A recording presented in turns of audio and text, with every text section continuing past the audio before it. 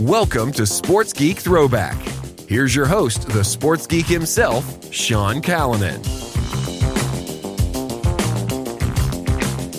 G'day, I'm Sean Callanan from Sports Geek, and welcome to Sports Geek Throwback, where I pick out the best bits from the Sports Geek podcast archive.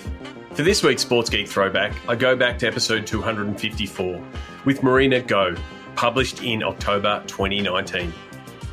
Marina was on the board at Netball Australia when this episode was recorded and now continues her board work across several businesses in Australia.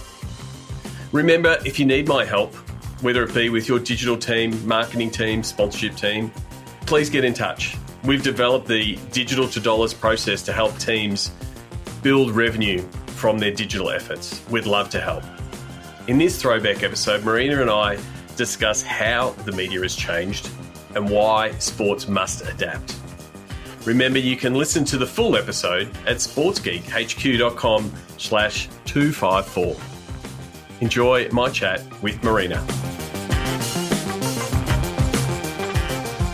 So one thing I wanted to ask, again, from your media background, how is the consumer of content and media changed in the last 15, 20 years?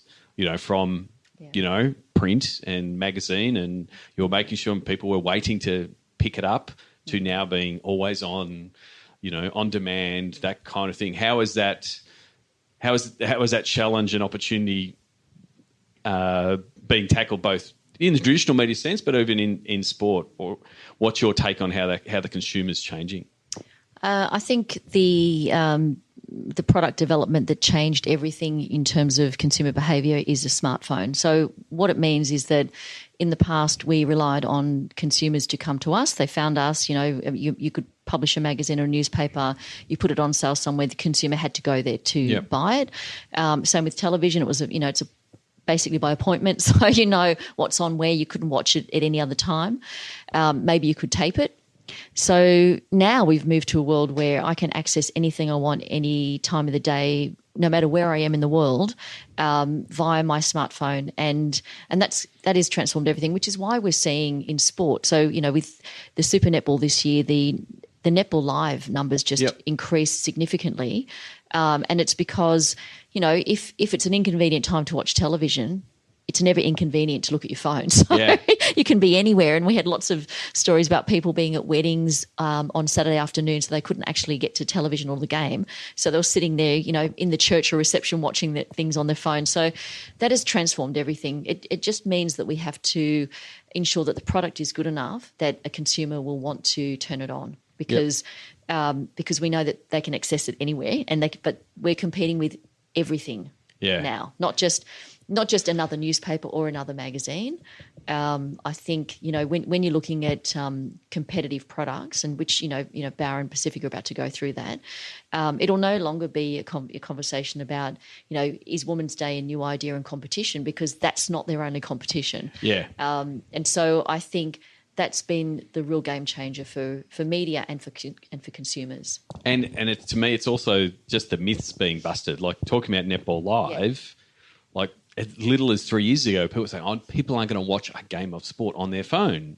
Yeah. And yes, they are. Like we were so wedded to the big screen TV. We all got bigger screen TVs. And it's like, yes, but the convenience. Yes. And now it's becoming the first port of call. Yep. I was actually talking to a grade 1 teacher who was doing stuff with some kids on a PC, and they couldn't figure out how to use the mouse and the keyboard and they went, these keys are like my iPad. Yeah. Like their first port of call, their first device, and their go-to device is the phone and the swipe and the pinch and all of that kind of stuff. So they just expect to be able to go, I just click here and it's on.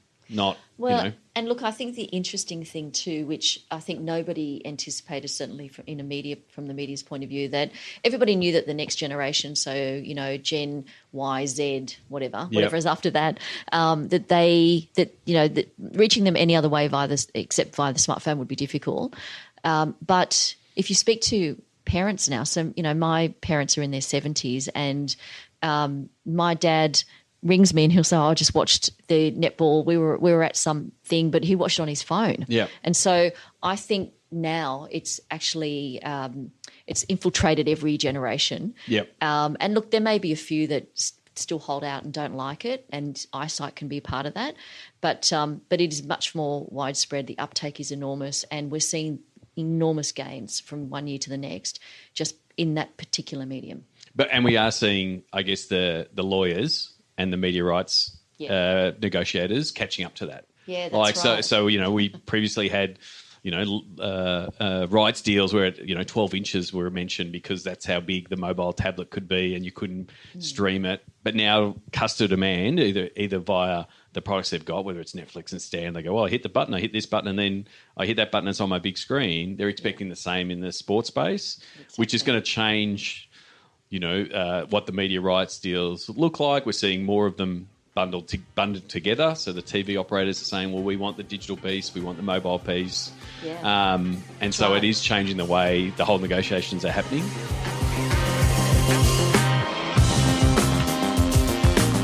If you like this Sports Geek Throwback episode, please check out the full episode at sportsgeekhq.com. Please share Sports Geek with your sports business colleagues. We appreciate you sharing. We love working with podcast listeners. Please get in touch so we can help your team. Go to sportsgeekhq.com/phone call. All Sports Geek episodes are available at sportsgeekhq.com and all podcast platforms.